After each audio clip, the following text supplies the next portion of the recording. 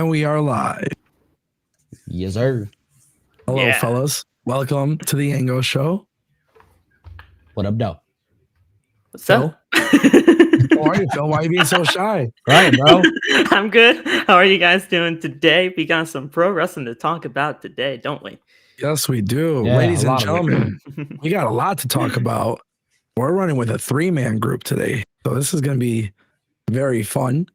Yeah. Last night we had NXT, and then obviously with NXT, we saw some another shocking title change on TV. Yep. Yes. And then obviously tonight is Dynamite, which is interesting because they're going head to head with Evolve.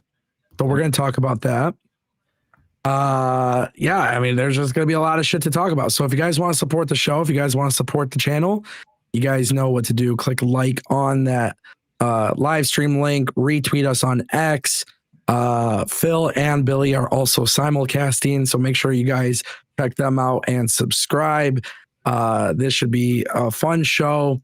Hopefully everybody can remain calm and civil and nice, and We're going to be polite on this show. we're gonna be polite. No Yeah, I'm more good. no more negativity. I'm all set and ready to go, Bullshit. Bullshit. I love AEW. Cut Let's the do shit. it. Cut the shit. Obviously, there's a lot of things to discuss, so we'll get to that.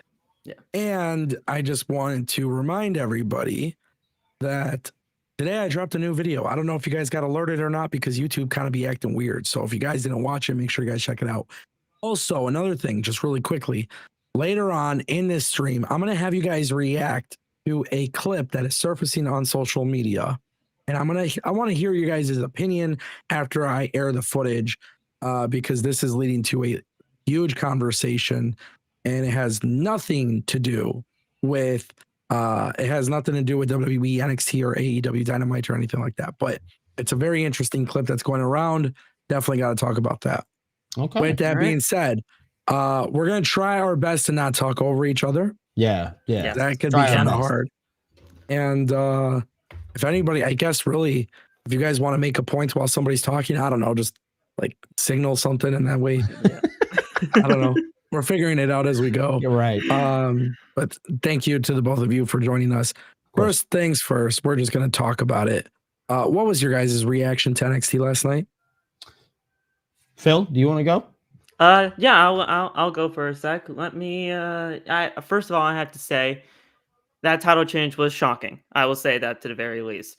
I thought that title match was actually very good for what it was. I was honestly kind of hoping that we would see a new champion. Not gonna lie, it's not that I have anything against Tony D, but Shawn Spears has been doing some amazing work over the course of the last few months, and I wanted to see that pay off for him, and I'm glad it did. Other than that, I overall enjoyed the show. I thought the show was very well done. Prayers to Cora Jade. I heard something happened with her, and it was either her knee or her head injury or something like that. So prayers to her for that. But I thought it was a very good show for what we got last night, and we'll see how everything shapes up. I'm really looking forward to next week though with Roadblock, because that's going to be a very fun show, and I think the theater at Madison Square Garden is going to be a very good venue. I would agree.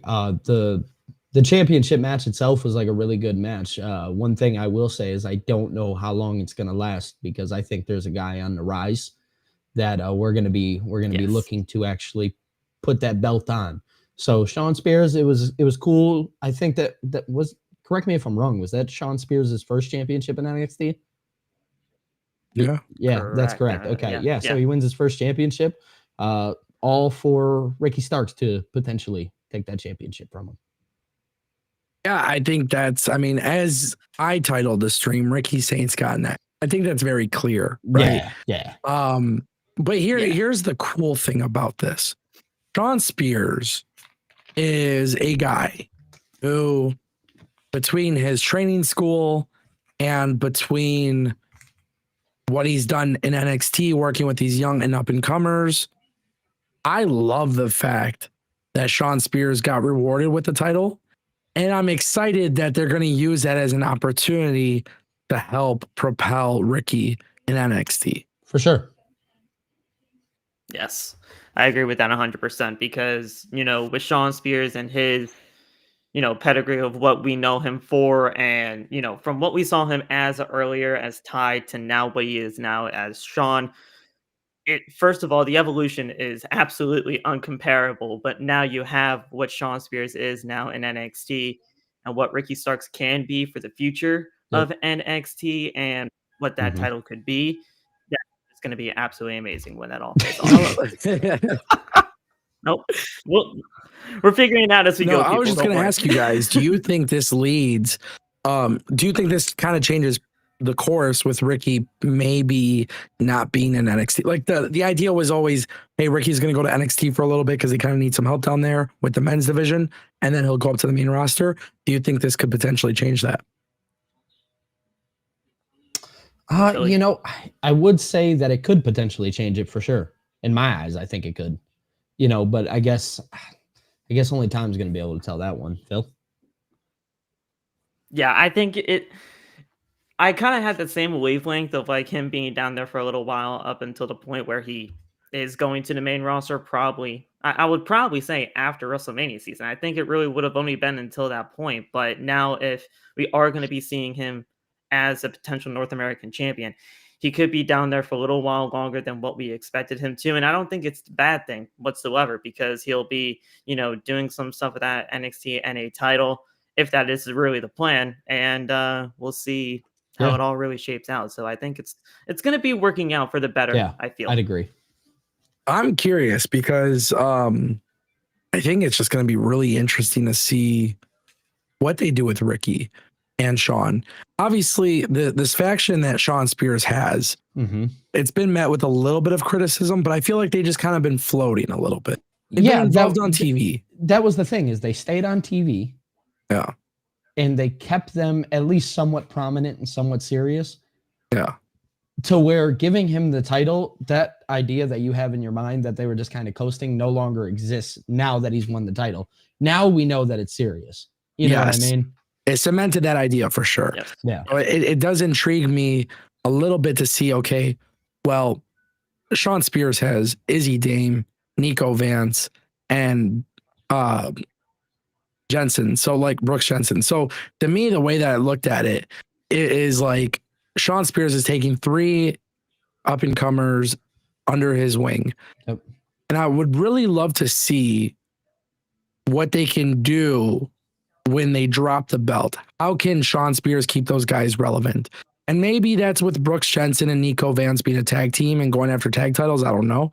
But I feel like last night kind of got me excited for what the men's division can do, especially when you look at NXT last night and you see the crossover with NXT and TNA, and then obviously like the Hardys, for example, showing up and they're doing the face to face with Hank and Tank and Inamura and Josh Briggs. Yep. Like the tag team division's good.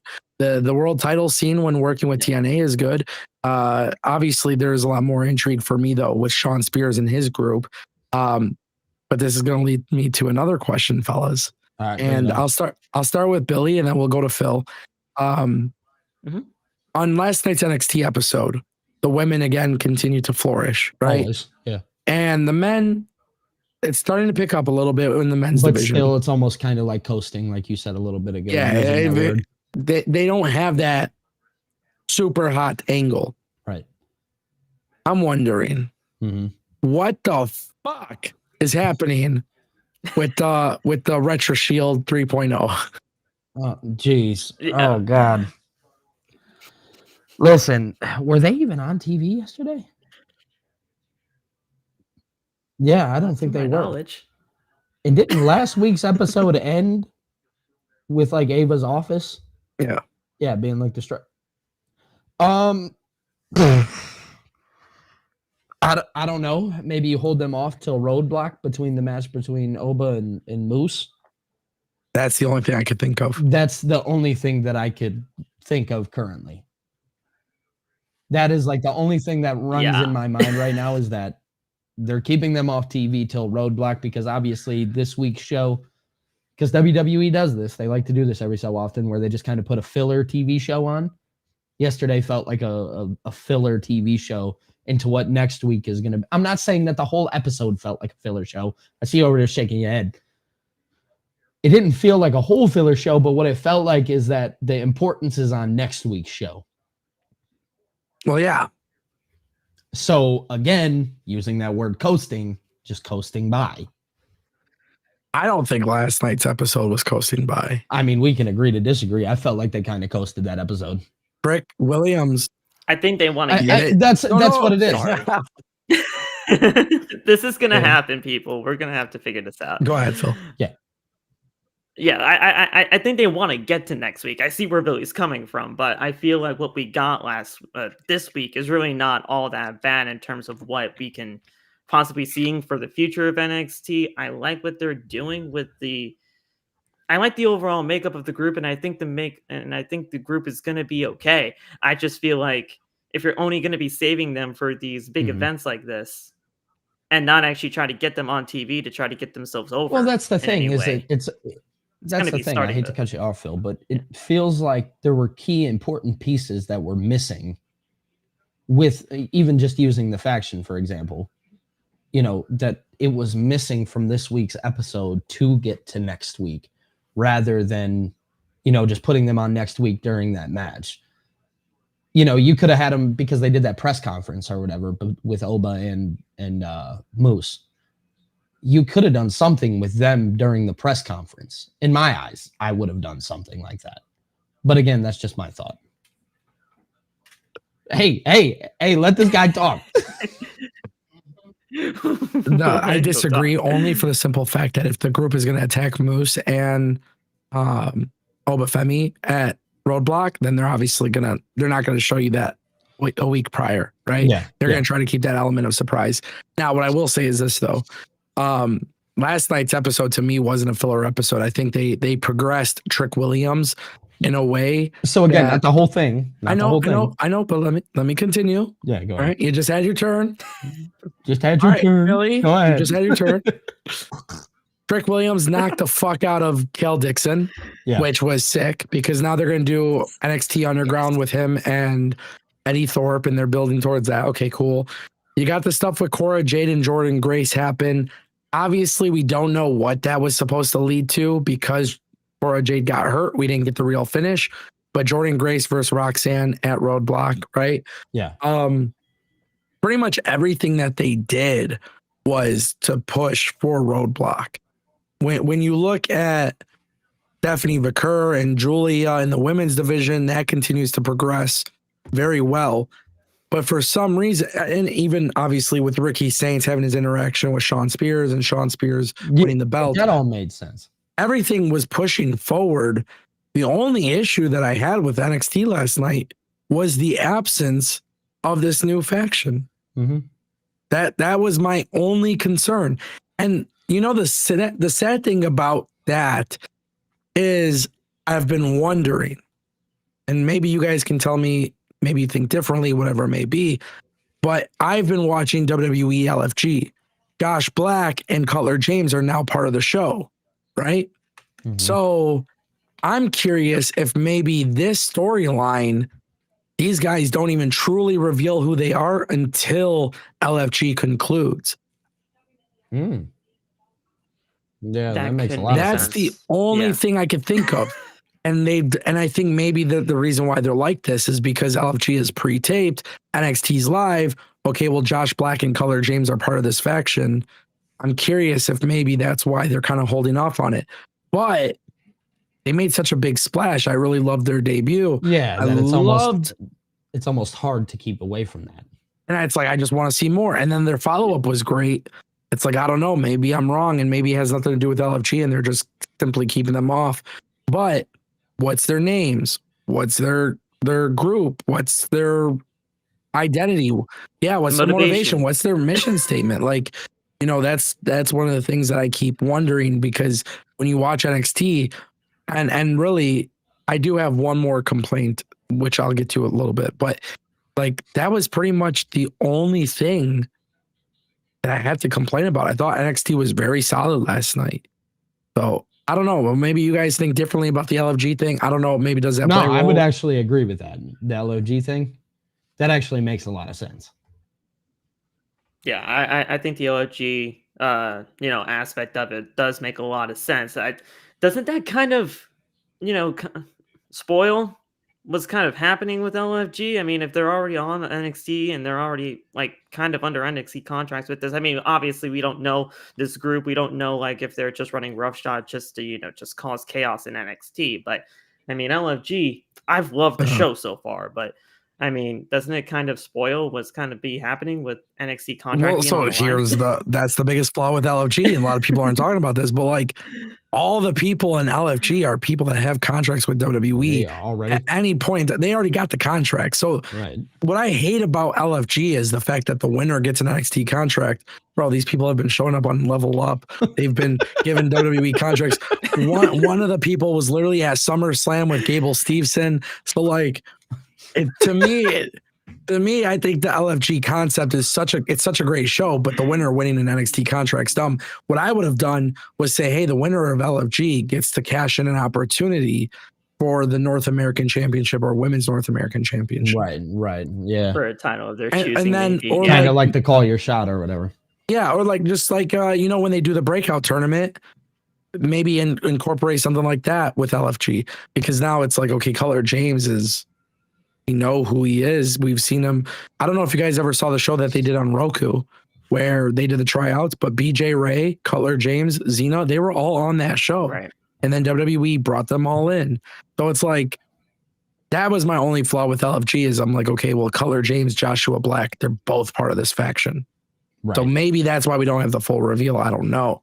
But it is kind of problematic when you're watching NXT. You're watching a show about people trying to win a contract to NXT, and then those people are actually they already on NXT. have the contract. And they're in NXT.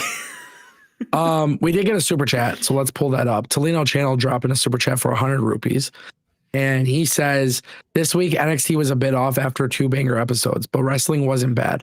Chelsea taking the pin was disappointing, but she killed it after with Stone. Phil, how do you respond? Well, a bit off for the 2 banger episodes. I can see where you're coming from with there. Chelsea Green is always great at whatever she does. I think with the United States Championship, she's doing fine. I just really want to see something for both those championships, both those titles being the mid-card titles. She'll bounce back, obviously, from the pin. But yeah, I think what Chelsea did in NXT was great, and we'll most likely see Chelsea and Piper moving forward in NXT if they really do want to go down that route. There's a lot of rumors that the women's mid-card belt, the United States Championship specifically, will not be held at WrestleMania. So I'm curious if maybe Chelsea and Piper being on NXT leads to a massive match for her at Stand and Deliver. Good. That's kind of how I'm looking at it. I think Chelsea is great. And also, I just want to point out, wins and losses don't matter in professional wrestling. No, they don't. But I think they try to put so much stock into that. I think but there yeah, is a problem with that being said. And it's that while like that match at Stand and Deliver can be great, don't we think that it maybe takes away from what the point of that women's mid-card championship actually is? With it being on NXT, they were put there for Raw and SmackDown. Now, granted, sure. I understand that WWE, they want to make NXT the third brand, whatever. Regardless of the fact right now where it stands, where I stand, NXT does, like, it has that third brand feel to me, but it doesn't fully give me that right away with everything on the show. Yeah, some things feel a little more less than maybe some else. This is one of those situations where I think you have to look at the problem on SmackDown as well, where it's just been Michin and Chelsea Green running around chasing each other for the title. And then trying to bring it into NXT, like I get it. It's great for a new up and coming talent, but the problem with it is it takes away from the seriousness of what that belt is supposed to be. Because if you look at what they're doing with the Intercontinental Championship, they're not doing that shit. You know what I mean? On Raw, it's being defended great. It looks like they made it important. Yeah. Why is that the problem on SmackDown? And I don't know. I as much as I want to say I can get behind it, I can't. Okay, so now let me ask you guys a question. Yeah. And I want both of you guys to answer this. But Mhm. would you leave off Roman Reigns from WrestleMania, or would you leave off the Women's United States Championship? I don't want to take Roman off, but you have to choose one, I guess, and you would have to take the United States title off for the women. But I don't think that's a great idea because you're trying to establish that Okay. title. There's so much Billy, there. what do you think? Well, again, that just proves my point. No, I'm not taking Roman off. But again, it proves my point of the lack of seriousness behind that belt. Because granted, there was a good storyline with that title. Maybe my mind would change. Okay. So now let me present to you guys some history, right? Yeah. Triple H gets into power. We go from 10 matches on a card or bullshit, whatever, to 5 matches on a card. Yep. And for a long time, very long time, people got very upset because of the fact that the men's Intercontinental Championship or US title wasn't defended on a PLE. Then what ends up happening, and we see it mostly with Gunther, is the fact that they have a main event match on Raw for the Intercontinental Championship the week before the PLE. Same thing with SmackDown, where they would have LA Knight in the main event, US Championship before the PLE, therefore making TV more important.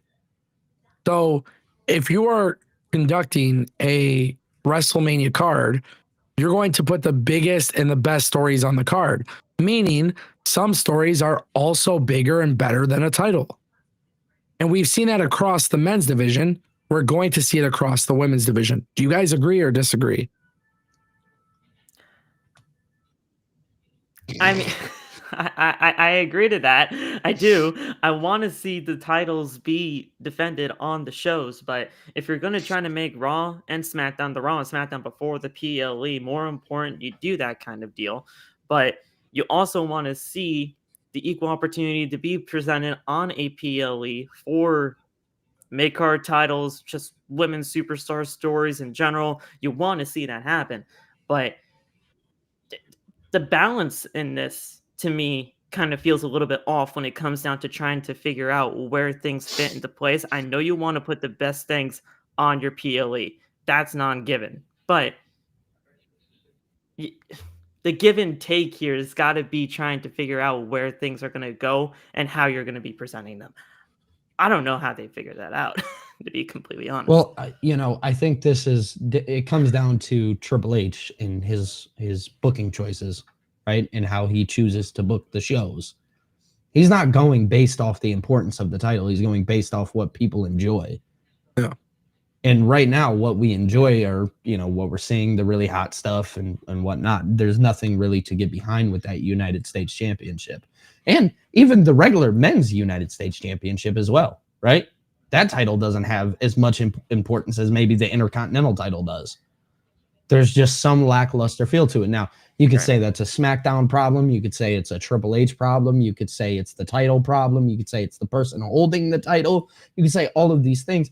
But regardless, when it comes down to it, the title, and at least from what I know with WWE as a whole, they've told me that the people who hold these titles are supposed to feel important. Now, somewhere along the lines, that got lost in the shuffle. Do you think Chelsea Green doesn't feel important? I think Chelsea Green herself is exciting. No, I don't think she feels important. I would disagree. That's fine. But the thing about it is I think her lack of importance to me comes from potentially the show that she's being featured on, because I'll be honest, I'm watching SmackDown every so often. You know what I mean? I'm not blind to that. And I'm not. Go ahead. Just quickly, do you think Karrion Kross is important to the WWE program? Yeah, I think he's added a lot of value. But he doesn't have massive feuds every week. But right? here's the thing. Triple H has made me think about the things that Karrion Kross is doing versus what Chelsea Green is doing. He's not making me think about what Chelsea Green is doing. With Karrion Kross, he's telling me, okay, this guy, he trickled in, kind of everywhere. Versus Chelsea Green, she's getting pinned on NXT. Okay. So therefore, Logically, it was done logically, right? We can all agree on that. logically, yes, it was done. But regardless of the fact she's getting pinned on NXT, Okay. Karrion Kross isn't even having matches. Triple H is literally telling me, hey, this guy doesn't even have to have a match to be important. Chelsea Green, she's having these matches and she's losing as a champion. Hold on. Karrion Kross isn't having matches, but you just said Triple H is, because of him being on TV, he feels important, right? Again, that's literally that's the problem. Since Chelsea Green has came up with that Karen gimmick where all she does is complain to Adam Pearce and then Nick Aldis and all that stuff, he has literally been given the spotlight. She's just as important as Karrion Kross. The only difference is Chelsea Green isn't the devil on everybody's shoulder causing people to fucking go crazy and lose their mind and shit. But Chelsea Green has always had a prominent role on TV, even when she was losing before the women's championship. I'm not saying that the role is not prominent. No, but what I'm saying though is it's important. If it's a prominent role, it's an important role. So the thing that I'm trying to make clear though, the argument here is that yes, maybe it's not great that Chelsea is taking a pinfall on NXT, but one, if it's being done logically, and two, it builds to something. What if it builds to somebody from NXT getting called up, going to SmackDown and carrying that feud over to SmackDown? Then we have a much different story. Then this conversation is irrelevant if that's the case. Okay, but I'm just saying, but if we got to get there and the way to make that happen would be through Stand and Deliver, wouldn't that be a good enough reason to watch Stand and Deliver? For sure. For sure. I feel like the United States Championship for the WWE is going to get relegated.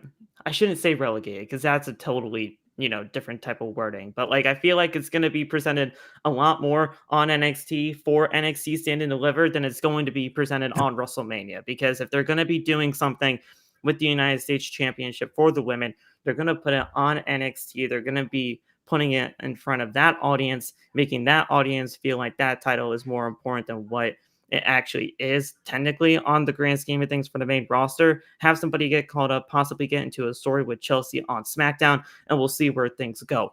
But until WWE wants to make that title look more important on the main roster, people are going to be looking at this title and wondering what is really going on here. And especially with the Intercontinental Championship as well. The Intercontinental Championship, though it did just get defended not too long ago, that title is really not all that we're trying to build up with those championships too. I'm trying to figure out where they're going to go with the mid-card titles. I would disagree with the Intercontinental Championship because even if Lyra Valkyria isn't defending it on Raw, there's been a story playing out for pursuers of the title where I think there is a story. I'm not saying there's not.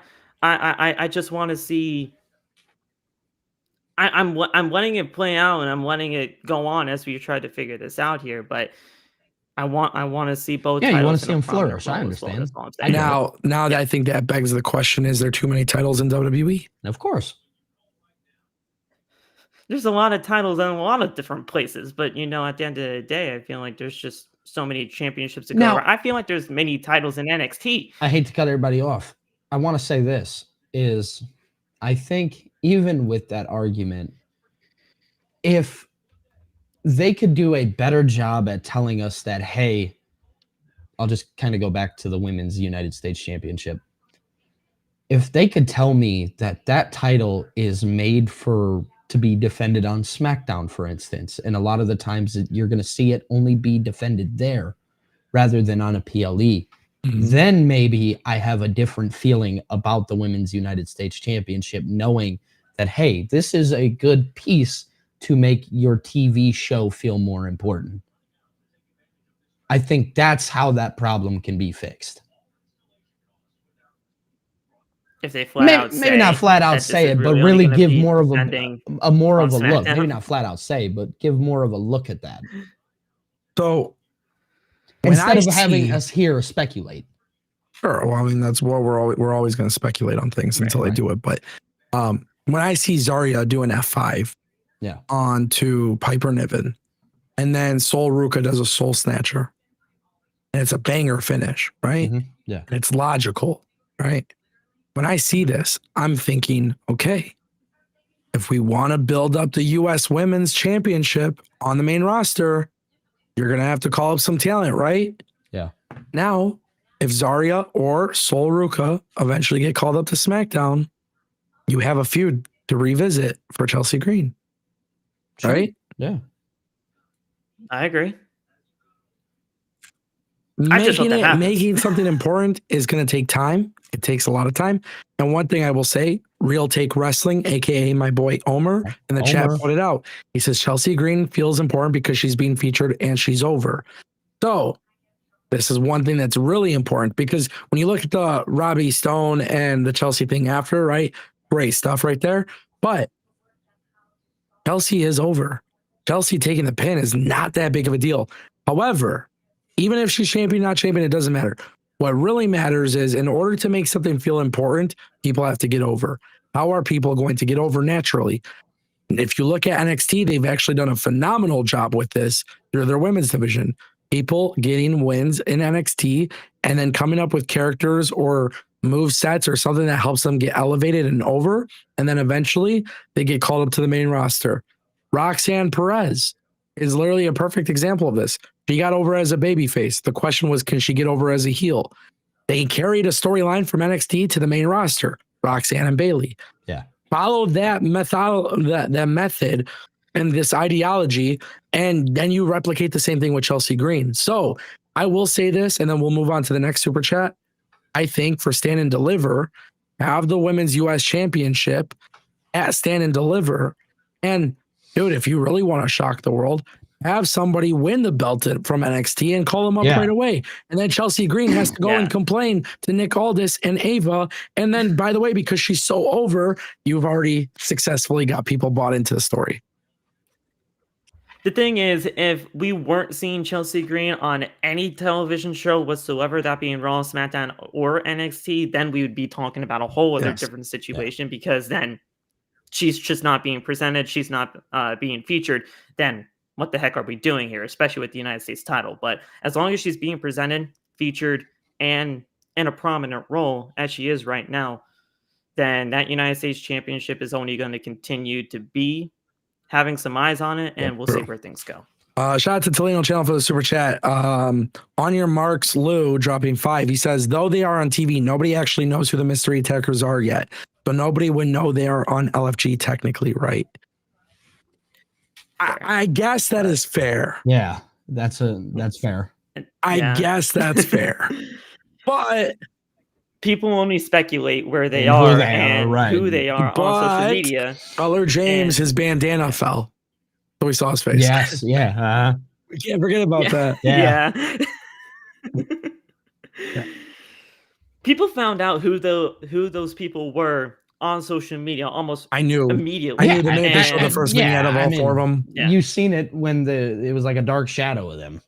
Well, the thing is, I watch Level Up and I watch LFG and I watch all these shows. I watch all these. Like, I knew, which, by the way, this is kind of funny, and I genuinely hope I eat my words. But I remember I made a video talking about that show on Roku, and I remember Cutler James before, like him and BJ Ray. Dude, I literally looked at these guys. I'm like, they're never gonna be shit in WWE. And it's kind of funny seeing them on NXT. Like BJ Ray, I forgot which girl slapped the shit out of him. I think it was Carmen Petrovich. Yeah, like one episode Carmen, he got. She kicked him like he got his ass beat backstage. Cutler James kind of looks like he's picking it up. I would love for these two guys to like really show me that they could be great, you know. That's just a little side note, because I did not believe in Cutler James. I was watching the show, I was like, he kind of reminds me of Duke Hudson, another tall guy, you know, got some good muscles, whatever. I'm like, whatever, you know. But maybe that's why they got rid of Duke Hudson. They're like, okay, well, we got Cutler James. I don't know. Easily could be. But going back to the super chat, it is interesting. We don't know exactly who they are technically. Technically speaking, I think that's a cop out, though. We know who they are. We know Saquon Sugars is in there. Yep. And obviously, for those who watch Deadlock Pro Wrestling, as soon as we see him with the hoodie and the white tank or whatever, and then the bandana and everything, like, we know who these guys are. So technically speaking, we don't know if they're, you know, when they're on LFG. However, Do you It's really want to obvious. insult our intelligence? WWE has not really been insulting our intelligence. Are they going to start doing this shit again? Right. Oh, and Dion we Lennox, don't by wanna the go way, back Dion there. Lennox was, I mean, he was literally on WWE Yeah. NXT with Ashante the Adonis and Carmen and Right. that whole thing. So, Yeah, it wasn't that long ago. yeah, interesting. Shout out to On Your Marks Lou for the super chat. Delino Channel dropping 100 rupees. We know Saints could kill it on the mic and in the ring. Who do you think on the roster can swing back as Saints, similar to MJF versus Starks? That's a good question. Yeah, the floor is yours, Billy. You go first. Right now, nobody. Yeah, go ahead. Nobody? Maybe you can make. Hold on. Nobody? You can make an argument for Trick Williams. I think looking at Trick Williams' seriousness and what I seen last night from him, I'm actually a really big fan of what he's doing. But on the mic, I mean, Trick Williams is right now the one person that kind of comes to mind. And you can make an argument for like some TNA guys to come over. You know, you can make that argument that God, numerous names from TNA, but nobody off the top of my mind from NXT. I'm just gonna be honest. Okay, what about main roster? Main roster for sure. Yeah. Seth Rollins, I think, could hang with him. I think obviously somebody like Punk. I mean, there's numerous names on the main roster that I can think of. Bill? Look, I think they got something really going on with Ethan Page if they want to do something with them. But do you really think Ethan Page can hang with him? Yes. Really? Yes. Ethan Page is a great promo. He's a good promo. He's a a good great promo. talker. Is Ricky Saints or Ricky Starks good promo? Yes. They will be able to go back and forth. Okay. Yeah. I mean, main roster, like Billy said, I mean, there are a ton of people over there right now, but I mean, we don't kind of really have to worry about that right now until we get there. But I really do feel like if you really want to do something with Ricky in NXT right now in terms of the promo battle, give him Ethan Page. But do Give you him think all that we they'll got. go right into him and Shawn Spears? Not right. Ricky Who? Saints and Shawn Spears. Ricky and Shawn. I stand and deliver. I think that's the match. I feel. Okay. I feel. Yeah. I feel like So that's the real thing. question is, do you think that Ricky can or Shawn can hang with Ricky on the mic? Yes. Yeah. Okay. That's fair. Shawn's a very Yes. good talker too. We just didn't really get to see much. Because if we're having a from conversation of like time. who's good on the mic, there are numerous people that are good on the mic. It's the question that lies is who can hang with Ricky. So you got to look at the circumstance, right? Ricky is the baby face. Yeah. So naturally, it's not about necessarily who can hang with Ricky. It's who can go and cut a promo battle with Ricky and then allow Ricky to kind of humiliate them on the mic. Because as the heel, you don't want the heel getting over the baby face, right? Right. So naturally, you would want the baby face to cook him, which is why it was such a shame that we saw Ricky Starks cook Edge, Adam Copeland, on Collision because they're two baby faces. Right. You know, so it is one of those things like you don't want. Like I think when you look at NXT, like I think Ethan Page will be a great heel that could try to get under the skin of Ricky, and then Ricky will be able to immediately clap back. I think you can make an argument that Trick Williams and Ricky would be a really fun promo battle. Yeah, right now, after what I've seen from Trick Williams yesterday. Oh, he's completely getting better at his promos and his in-ring stuff. And also, like, you know, it's a real shame because NXT 2.0 isn't, you know, it's not happening anymore. But imagine Carmelo Hayes and Ricky Starks. Oh, fire. Both overconfident, both arrogant, both egotistical, and one's going to have to do that as a babyface, one would have to do that as heel. So the thing about this super chat that's interesting is that I think there's a lot of people that can go toe-to-toe with Ricky on the mic, but Ricky being the babyface has to shine. So the question isn't who can outshine Ricky, it's who will they allow to be outshined by Ricky? Because that's really what it comes down to. Sure. The cool thing about Shawn Spears, by the way, is, as Phil mentioned, he is a good promo. Like he could talk. We don't get to see it as often. So when I see that Ricky Starks is going to go into a feud with Shawn Spears potentially, I think there could be some really good promos. There could be some really, really good promos. But I think it's going to surprise a lot of people when they see how good Shawn Spears actually could work in the ring. And Ricky will be the ultimate baby face in that match, where Shawn is going to be not as what's the word that I'm looking for? He's not going to try to hold back Ricky. Yeah, he's not right? going to be restricted. Yeah, Shawn is going to try to uplift him and bring him out and get that confidence out of him, and he's going to try to elevate him. So I think that's like a recipe. Shawn Spears is actually the perfect veteran in this case because he is a vet who is looking out for the future of the business. For sure. So he's not going to go in there with this mentality of let me hold somebody back. Even having Shawn win the title, like that felt like, oh yeah, that's really cool because you know that Shawn is doing that based on the better of the show. Yeah. And you know what it's leading to. Yeah. Yeah, I agree. Thank you, Tolino Channel, for that super chat. Tolino Channel dropping another one. Natalya is a good choice to the IC title story. IC title has a heritage linked to the Hart Foundation. Natalya winning it can build a legacy to it. I'm not opposed to it. If you guys saw the whole situation that went down with Natalya and Maxine not too long ago with that backstage interaction, she's got to think about some things or what have you. So they're trying to do some Natalya stuff moving forward with her. I wouldn't mind seeing her in the IC title picture. It's just you gotta see where everything fits, and I feel like she could fit. It's just a matter of time, really. Yeah, I mean, here's my thing is I think she would be great in that role. I think it would bring some serious back to Natalya. I think that's something that she's been missing. So I'd actually like to see her. Now, obviously, you got to bring her on TV and you got to get her more involved a little bit. But why not? I'd love to see that. I want to see what they do with her and Maxine. Yeah. And I want to see what she does in NWA and GCW. I've seen that. And I'm hoping that it could lead something to Natalya getting back seriously in WWE programming because of one specific reason. When we talk about NXT call-ups, there's a plethora of women. And we know Natalya is so generous in giving back to the business, bro. For sure. We know that. Yeah. We see that with the Heart Dungeon. We see that with her going to NXT. We see the way she interacts with talent outside of WWE. She is so good at trying to push the business forward.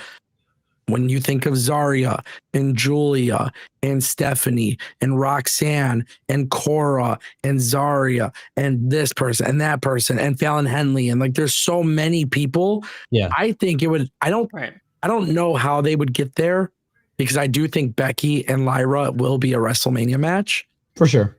But I do think it would be really dope if Natalya got that belt at least one time and then put over a rising star. Yeah. Because the IC title has always been used to elevate somebody. Well, again, that kind of going back to the Shawn Spears thing, you could literally do the same thing, just help the business. Yeah. Very simple. You just gotta find the right candidate for Natalya, and you gotta find the way. And honestly, I know this is crazy, but I think it will be really, really cool. Honestly, if they can get Natalya to turn heel and beat Lyra Valkyria, right? Yeah. If they could do that, then kind of like the Shawn Spears thing, you put that next baby face over. Yep. Why not? No. Correct. Yeah. Shout out to Tolino Channel for that super chat. Shout out to Tolino. Guys, I want to ask you a question. Bring it on. Trick Williams beats the fudge out of Cal Dixon. Man. And they do it UFC style. Man. He runs and does his finish and then ground and pound and just ref stoppage. Yeah. Then it's him and Eddie Thorpe. I have been dying to see more stuff like this in wrestling. Yeah. I am one of the few people that people get really pissed. But like when Brock Lesnar beat Kofi Kingston, I wouldn't have done it the way they did it exactly. But beating somebody in 8 seconds once in a while creates a really cool shock value, right? We don't see it on the main roster, but we see it with Trick Williams. Obviously, Cal Dixon, part of LFG. He's a jobber. We understand that. That was the role. But when you guys see a UFC-esque finish in the WWE and it's leading to NXT Underground, what do you guys think? Phil? I love the I was gonna say I was gonna say LFG. I love the NXT Underground stuff. At first, when the whole Underground stuff began, back in like the Raw Underground era, like days and all that stuff, I did not like it whatsoever. I was not a fan. I did not even understand what the hell was going on. But then they turned it into a thing for NXT, and they made it something prominent to that, and they allowed NXT Underground to only be specialized for the certain moments when it needed to be done for. And I think that's absolutely fantastic for it. I've been wanting to see a different side of Trick Williams for a very long time. I have been. I think this whole new heel type of way they're possibly going about him, I think it's going to be the best thing for him. I think it's probably going to be one of the best things, like just for the long run and for the evolution of Trick Williams moving forward. I loved it. So I'm very much looking forward to it. And yeah, I think the underground stuff is very much something here to stay in NXT, and I wouldn't want it to go away anytime soon. Well, I think it adds to the feud between those two, and I think it adds to the legitness of Trick Williams, which is obviously the most important thing here. It's making Trick Williams be taken more serious. Because for a while there, he was just the white meat babyface, really good guy, ultimate good guy. Now you're starting to see a side of him where, nah, dude, I'm coming to beat the shit out of you. I like it. I'm a fan of it. So let me ask you guys this. Yeah, go ahead. Oh, go ahead. Go ahead. Finish your point. No, I was going to say it's going to be cool for Eddie Thorpe too. Yeah. Because I think it also adds to the legitness of Eddie Thorpe, and people who knew Eddie Thorpe from Japan might be able to now start see that strong style come out a little bit too. Yeah. So I like it. So then let me ask you guys this, because I personally think the way WWE programming is currently set, you turn Trick Williams 100% heel and have him go up to SmackDown and tag team with Carmelo Hayes for a little bit. Yeah, bring that back. You want to bring Melo game back? Yeah. I don't know, personally, because I think Carmelo should be truly going after the U.S. title. Well, if you want my true thought process, it's no, I don't think they should do that. Because I think right now what you're doing is you're getting a... Here's the thing. We are so, like, just... We understand, like, a good guy is this and a bad guy is that. But we lost the sense of what the middle is. And what that middle ground is. Yeah. We need that middle ground back. So when I see somebody like Trick Williams come out there and beat the brakes off somebody, just beat the shit out of somebody off a moral high ground, that tells me that, hey, there's a middle ground to this. Because Trick Williams is mad, and he has every reason to be mad. Did he have, the real reason to beat up, what? No. But the thing about it is his reasoning for being mad makes sense. You know what I mean? What he's pissed about makes sense. There's a middle ground to it. Somebody's allowed to be mad and be a good guy and have a good reasoning for being mad. Yeah. So I don't think he has to turn heel. It's hard because Trick was so over as a babyface. I was kind of shocked to see that they've gone this direction with him. I like it. I think it's going to be better off for him, because when you have somebody like Trick Williams going more like to that heelish side, you kind of see the more seriousness of him come out. And I'm not saying that, he was like, the serious part for him needed to come out eventually. And I feel like with this whole entire situation that's going on with him right now, you have that for him, and you can see that serious side come out, and that it's there. So as long as you know that it's there, you can at least see where he lies, and when he needs to get serious, he can, and whenever he can be fun, he can obviously be fun. So you got. Let me ask you guys this: yeet or whoop that Trick? Me personally? Are we talking personally speaking? Yeah. Oh, dude, whoop that Trick. Bill? I'm more of a yeet Okay, guy so myself. here's the thing, though. Here's the thing. WWE loves the catchphrases. They love this shit. Now imagine a year from now or 2 years from now, I don't know. But Trick Williams is on the main roster, and whoop that Trick becomes as big as yeet. Well, I think that's the thing is whoop that trick needs to have some real meaning behind it. Okay, now we're talking. Now we're talking Yeah. because he's showing us that serious side. Exactly, because now we're in the place where whoop that trick actually means something. I'm actually going to whoop and beat the shit out of boy. Okay.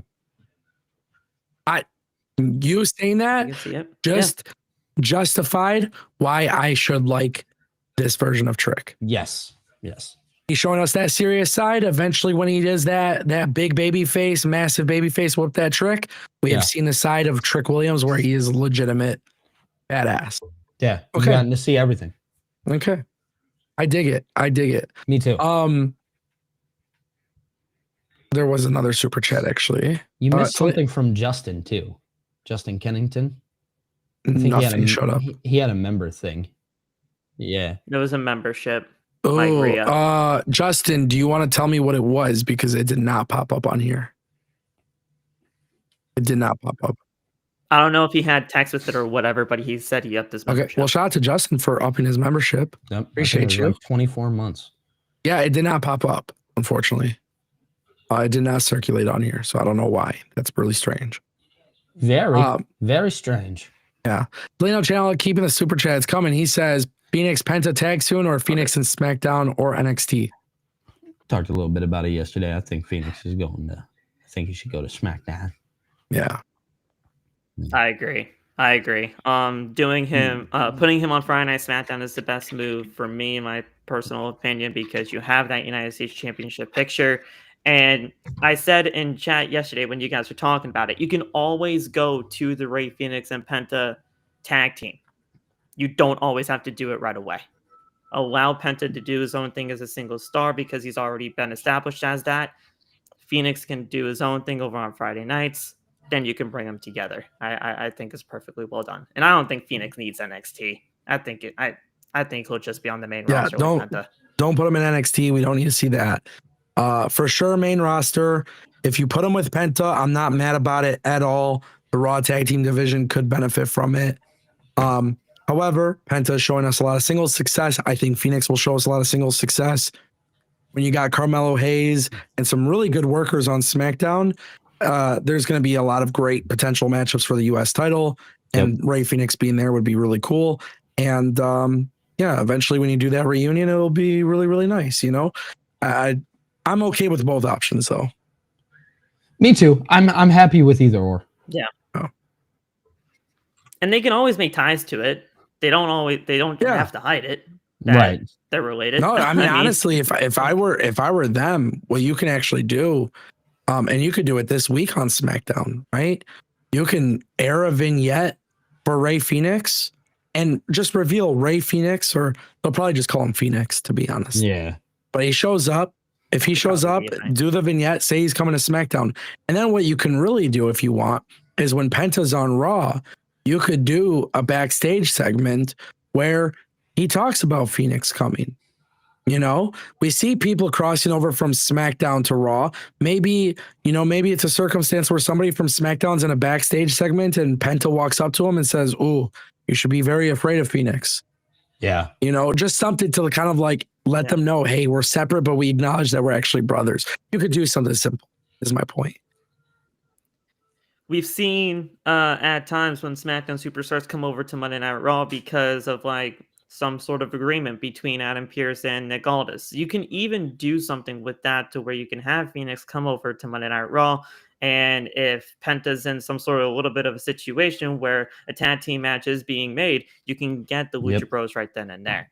I'm very much looking forward to seeing what they do with Phoenix coming on in, because they have a lot of stuff that they can do with it. And I'm very much looking forward to it. I have an idea. Yeah, go ahead. You just prompted an idea. No shit, I could see it. I'm being silly, guys. I'm being silly. But now imagine this though, piggybacking off of Phil. Can you imagine what if they do something where Ludwig and Pete Dunne start beating the shit out of Penta, right? WWE SmackDown has already announced that Phoenix is coming to SmackDown, right? Yeah. And what if Penta makes the call to Adam Pearce? He goes to Pearce and says, call Nick Aldis, call Phoenix. And then just logically speaking, you do something for WrestleMania with the Lucha Bros because you got to take advantage of that. And then the week after, Phoenix goes straight back to SmackDown. That's So an you just- easy way to separate them without having them, you know. Yes. And Yeah. then when you're ready to do a full-time tag team championship You can run, go back to it. is that a shitty idea? I think that's like relatively logical.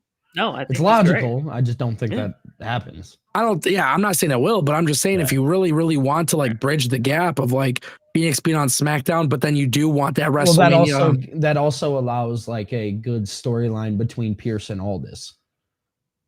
How so? Just maybe because again, they were doing a lot of things before and they've kind of just, you know, stopped touching on that so much. Well, they justify. Hey, I talked to Pierce. Yeah, I talked to Aldis. Yeah, okay. Nia Jax is coming to Raw. I talked to Nick Aldis. Nia Jax is coming. I'm with you. I wouldn't be opposed. I'm just saying I wouldn't be opposed if you're like, you want to take advantage of the Lucha Bros for this WrestleMania, right? Because you got to strike when the iron's hot. Ray Phoenix was just put in Guantanamo Bay, right? So if you have this whole thing where, if you have this whole thing where Penta he got his ass beat, he calls Adam Pearce, and SmackDown's already revealed Phoenix is coming. Hey, call Aldis. I need my brother. And then Phoenix, you know, like you could even do something because Nick Aldis is such a great GM. You could even do something where Nick Aldis is like, Phoenix, I'm allowing this one time, but I'm spending a lot of money to get your services on SmackDown. And I want you to be highly regarded competitor for our United States title picture. You can go to Raw and tag team with your brother. And that's fine with me. But I'm telling you, I am not paying you to be a tag team wrestler. Right. I'm paying you to be a singles guy. Star. Yeah. I want to create the next Rey Mysterio. I want the next big luchador on SmackDown. Now, because Nick Aldis is a little bit more of a firm boss, I think that even does some good stuff for him. I don't think they'll do this shit, but I'm just saying it could be kind of fun. That'd be cool. Yeah.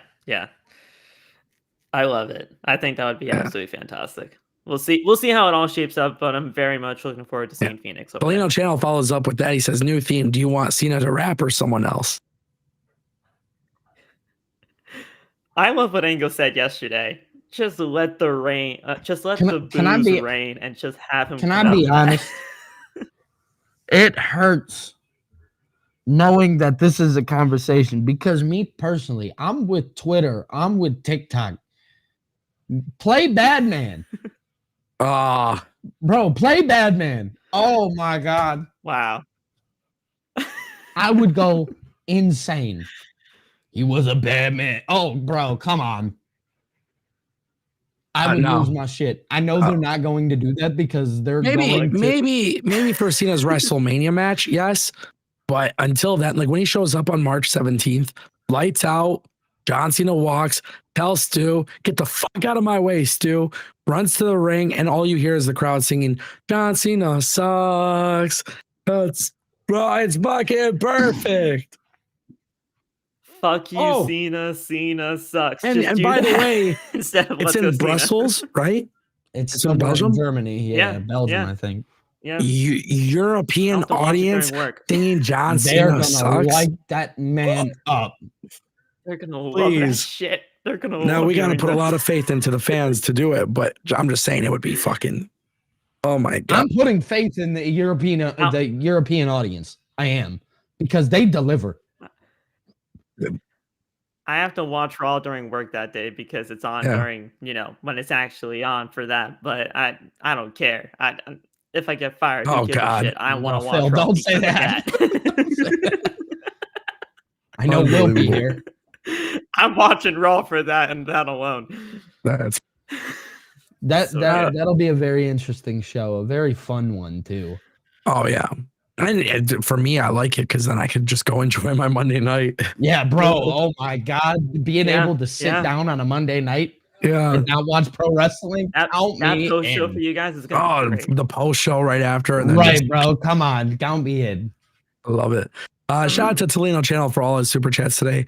Zachary coming in with the $4.99. He says, I'd love to see WWE do something with a multi-man match with all AEW stars when they are all main roster. Have them fight for Money in the Bank. I mean, hell. Ethan Page, Ricky Starks. Fucking slap Cody in there. You guys remember when Cody? You You can guys do remember when Cody. Cody had the backstage picture with Yeah, Ethan Page and Spider-Man Shawn meme? Spears or whatever? Yeah. Yeah. I'm yeah. down for it. Hey, I mean, those Ricky Starks and Ethan Page are candidates for I money in the mean, bank contracts if you ever want to make that Yeah. for the future. So you can do leave it. AEW alone. There's enough people now. It's Penta versus Ray Phoenix versus Jesus Christ. Lexus King, Penta, Lexus Ray, King, Ethan, Lexus. Ricky, Yeah. Shawn Spears. It's weird because some of those got like Miro, Black, and Shawn Spears obviously were WWE guys first, but Yeah. Right. I mean, listen, I'm not opposed to anything. I don't care as long as the story's good. Yeah, as long as it makes sense. I would love Ethan Page to show up. Like we were kind of talking about yesterday's stream, like where I was saying long term, it would be kind of dope for Ricky and Ethan to get involved with the Rock and Cody thing. Yeah. Right. And so Yeah. like it would be really nice for Cody to have like a promo battle with Ethan Page and be like, you weren't shit over there either. Like, yeah, there's a reason why Ricky's my best friend. Some shit. Spit my drink out. And there was that connection with the Rock Exactly. and Ethan back in Yeah. NXT from there. So I mean, it Talk- makes a lot of sense if you want to talking do about- that for him. And that would be a great spot for him right off the bat, being paired with John and That Rock. Just seen- Come That'd on be so now. funny. Just seeing how calculated WWE has been with this particular story and The Rock and everything, I genuinely believe Ethan Page does play a role at some point. The For Rock sure. endorsing him is It don't tells think- you a lot. it does tell you a lot. And I don't think The Rock would have done that unless Yeah. there was a plan to it. And I Yeah. do think like New Orleans, Ricky Saints wants to be there, bro. You want to bring Ricky Saints in? Hey, like you have can. that opportunity, Yeah, bro. you can. And by the way, what a great thing for WWE to do to not only just promote NXT, but to take guys from NXT. And listen, WWE sent Ricky and Jordan Grace to NXT for one reason. There's one reason for it. They're going to tell their shareholders and all the people, look at what NXT does for our developmental system. All of our top stars that main event WrestleMania came from NXT. So obviously, there's a reason why certain people go to NXT, right? So you get them involved with the Rock and Cody shit. Hey, you just elevated the NXT brand on so many ways. Yeah, Imagine the CW. Again, go ahead. No, just imagine the CW. They are ready. They're projecting 60% profit increase for Since over the year. NXT. Yeah. Yeah. So, and largely due to NXT and live sports. So now you bring Ethan Page and Ricky Starks into that storyline. Dude, the CW is going to be all over NXT. They're doing great numbers. Oh, and by the way, this is literally translating into the WWE ecosystem extremely well. Yeah. Creates value for NXT, bro. The money's right there. And by the way, the business, they care about money. So, Yep. why not? Oh, hey. Huge. Huge. Shout out to Zachary Yeah. for the super chat. Brian McHattie dropping 5. He says, maybe I already talked about, but who was the Gable contact and what or who was referenced with the box? Black, Phoenix, Vampiro, Extreme Fantasy Idea. Me and Billy talked about this yesterday. We really don't know. Yeah, not 100% sure. Yeah, I got no idea. I love the way that was shot. That brought me back to Yeah. Lucha Underground days, like Ango said. Yeah, I think it's going to be very interesting to see where Chad Gable goes with this whole entire situation. I see the whole narrative of it being a mask. I do not want Yeah. that whatsoever. Do not put a mask But on God, how Chad Gable. hilarious would it be? I think it would be funny, but I don't don't want either. to see it but my happen. God, count me Um, in for the jokes. I've seen the Ray Phoenix, narrative going around saying that it could be Ray Phoenix, but I don't know. You think Ray Phoenix is in the box? I think don't he's in the think it's box? him. No, I don't think he's in the box. Imagine Ray just popped out of the box. It's very. I have no idea what's going to be happening with this, but I'm very much intrigued, and we'll see where things go. Yeah, I agree. It It's is going to interesting. bring a different side of him for sure, and it'll be more Yeah. serious for him. I don't know what to expect. Yeah, I Honest have to no God. clue. I don't know. But like that's kind of cool, right? Like again, Triple That's H the keeping things mysterious of it. unpredictable.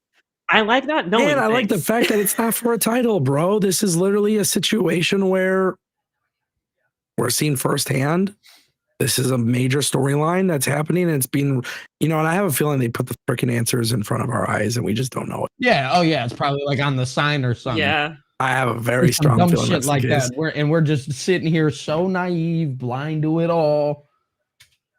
Crazy. It's crazy. We used to get mad at them insulting our intelligence. Now they're putting our intelligence in front of us. Yeah. They're basically testing our intelligence. Yes. It's Yeah. crazy. It's like, all right, guys, we're gonna put these little subtle details in But there. it's like right now for it's you like to they're see, and if you insulting don't my see 'em, intelligence that's your again and fault. making me be like, damn, am I intelligent? Yeah. If you don't see the subtle details that we put into our stuff, Yeah, then that's your a you fault. Go problem back now. and watch. Exactly. Shout out to Brian McKetty for the super chat. Guys, I want to switch gears. What's next for Leah? Like Yeah. for so long, Hold it's on. like, oh, Hold Carmela. on, and hold on, it's hold like, on. no. Out of nowhere. Hold on. Because this is a big deal. I want to give some context to our friends in the chat. Yep.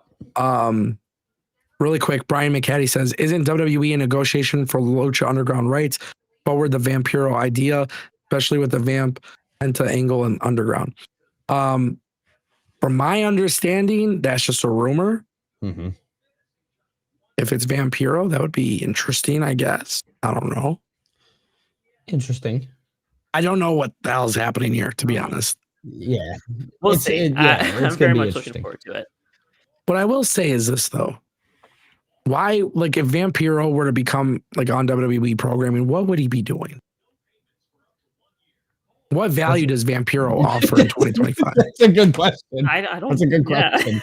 That's actually really I good. think we have to start asking that question because people throw out names left and right. You have to question the value that people bring. 100%. I know it's kind of cool, but Right. But Yeah. at some point, you have to be like, all right, does it bring value? If you would just be there to be alongside Chad Gable and all of this, when American Made is still a thing, then I don't know if Vampiro would bring much value to Yeah. everything. But you gotta, the value is what's important here for that. So yeah, we'll see. I agree. Very interesting. Okay, now let's switch gears. Ladies and gentlemen, Carmela. She was on a podcast show, talk show thing, and she was talking about her WWE departure. I'm going to show you guys the video clip. I'm gonna show you guys the video clip. Hold on. This is being weird. Can you guys still hear me? Yeah. Mm-hmm. Yes. Okay, so basically, for those who don't know what's happening, Carmela left WWE. She didn't get re-signed. This is her speaking out about it. We're going to talk about it. We're going to react. And yeah. What's next for Leah? Like Yeah. for so long, it's like, oh, Carmela. And it's like, no, I can now fully be Leah and like do what I want to do. And I don't know what that is. So you have been out of WWE for almost 2 years. Yes. But not by choice. No. So let's talk about it. That's the whole point, to get people talking and to Yeah. be like bold in your face. Let's talk about it. Let's have the conversations that, women aren't having. Is it because I'm a woman? Is it because I had a baby? And it just feels like a shitty way to end a 12-year career with the company. Like that this is how it ended. But also to be treated like a human being and a Yeah, woman right. and someone who's dedicated 12 years of your life to this company. He still has a job. We had a kid and he has a job, but I don't. I mean, I guess fast forward until a few weeks ago and then I got a call saying that my contract was up in 10 days. Everyone just ghosted. Ghosted, completely ghosted. Everybody's getting sued if it was me. What if this is the end of my career? Like, what am I doing with my life? What do I have to offer? Why wasn't I given an opportunity somewhere else? Does it feel bittersweet though that all of your people are still there? I feel like I'm being punished because I had a baby. And men don't really have to think about it because they're men. They could change their mind. Why would you want to be somewhere that doesn't want you? I wish more for women in general and moms and especially athletes. I feel like you shouldn't have to choose one. Like, why can't you have both? Okay, so those are the comments, obviously, from Carmela, who is obviously no longer in the company. Yeah. How do I hide the video? Okay, there we go.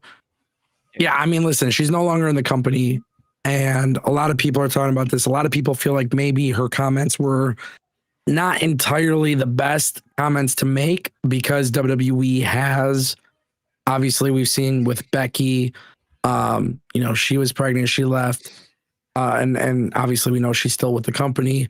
And when she came back, right? And then of course, the whole situation with Alexa Bliss as well, who also got pregnant, got married, had a baby, and now she's back on WWE programming. So a lot of people are kind of like really weird about this whole situation because obviously WWE has allowed some of the other women to have a baby, and then Carmella's kind of doing this thing. Let me ask you guys this: when you see this situation with Carmella and her comments, what is your response? What is your reaction to this clip? Go ahead, Billy. Go ahead, Bill. Could it just be as simple as like maybe they just didn't find interest? In the sense of booking her, like if they just didn't find interest in her, they didn't find her interesting. They didn't think that she had anything left to offer. They maybe didn't see her fitting into the new WWE mold. Now, do I think the ghosting part is a little shitty? For sure. Of course. But do I think that there is a world that you just have to look at it and be like, from a business standpoint, like maybe it doesn't have anything to do with your baby, and maybe it just has to do with you as an athlete? Those are questions that you have to ask. So what's interesting, I just want to preface this and then we'll get to Phil as well. Yeah. But we saw, I don't know if you guys saw, Sonya Deville was on the Ariel Helwani show, and she spoke to Ariel Helwani and she talked about her departure. And basically it was just like conversation was going good. And then they basically said, like, we don't really like know what to do with you creatively. Like, it's just not working out creatively. Yeah. And Sonya Deville was somebody who was on TV. Yeah, she was on TV, and they tried things and it just didn't work out. Does that change your guys' way of thinking maybe with Carmella? Because for me, it certainly did. When I saw Sonya Deville talk about WWE just not really having like a creative plan for her, that was kind of my thoughts here. Like, Carmella, she's a former women's champion. She thrived under the Vince McMahon era. Yeah. She did things with Enzo and Cass, and then she broke off and actually became a single star. She did have a lengthy career there. Clearly, WWE's approach has changed. If you look at the women that are on TV today, a lot of them are really, really phenomenal pro wrestlers. They're getting ready to call up a ton of talent from NXT, which means you're not going to have room for them all. Is this a situation where maybe WWE, kind of like Sonya, were like, hey, we're just ready to make room for new talent? Or do you think maybe, Phil, she has a point and like WWE ghosted her, they just saw that she got pregnant and they don't find her useful? I don't know. Well, I think the ghosting part is really shitty if that's actually going to be the thing. But with everything that's happened with Carmella over the course of the time that she's been gone, firstly, I think she actually did have a lot to offer with the women's division. I honestly was very much missing Carmella on WWE programming. I think she actually did have a lot to offer, especially with what WWE's got going now with the women. But it's just a matter of where the WWE sees you and where you're going to be fitting in long term. And I feel like WWE didn't really see much for her fitting in long term. And that's why they really didn't bring her back on WWE programming. I think she really could have, but it's just, that's just only one man's opinion. I wish her nothing but the best. And I think what Sonya did on her interview with Ariel, she took that and she kind of handled that with a matter of grace. And, she just allowed, both parties to part ways. And I feel like, though I feel Carmella's frustration with how things were dealt, business is business. And I feel like one person went one way and the other person wanted to go the same way. It just didn't want to work out in their favor. Yeah. And you also... Go ahead. No, go ahead. Go ahead. I was just going to add to Phil's point. I think when it comes down to the ghosting like part of things, I think you have to add more context to that too. When did the ghosting begin? Was it just they ghosted you strictly off of you asking a bunch of questions, or did they ghost you after they told you what was happening? Yeah. I think there needs to be context to that. I don't think she was released just because she had a baby. Because if that was the thing, she wasn't released. They just Not didn't released, extend her not released. contract. That's not what I meant. Yeah. Like, I don't think she just had that kind of situation happen with her for a contract just because she had a baby. Because Yeah, I don't either. Because we've seen people have babies come back in the past and they're either put right back into position that they were in previously before they had their baby, or if they were a top star, they were put probably right back to the top. Yeah. I think it's interesting because I think what a lot of people are going to be paying attention to is Corey Graves and his contract situation, and I don't know. I don't know. Just WWE these days. I think maybe honestly, the best explanation that I have is that the business just kind of passed her by.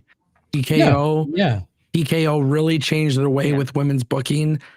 Triple H, obviously, as you can tell, with Io and Bianca and Rhea, there's been a lot more emphasis on the women, like as professional wrestlers. And I'm not saying Carmela is a bad wrestler by any means. She definitely fits in the modern day WWE. But you got Julia and Stephanie, you got Zarya and NXT. All three of them are. I genuinely think this was just WWE trying to make room. And I don't think there's anything wrong with that. But it goes back to the Corey Graves thing. Like now it's really interesting. Corey Graves was shooting on Twitter. Now you have to wonder, is this like a situation where, hey, if you guys don't fit the vision for what we're looking for, you get moved aside? And I don't like that way of thinking. I think there's always room, especially for Carmela. Listen, if Carmela is somebody who, under the WWE umbrella, they're like, hey, listen, we don't want you to wrestle anymore. Like we don't have creative plans for you as a wrestler. But you know what? We would love, because you didn't come in as a professional wrestler, we would love to bring you to NXT.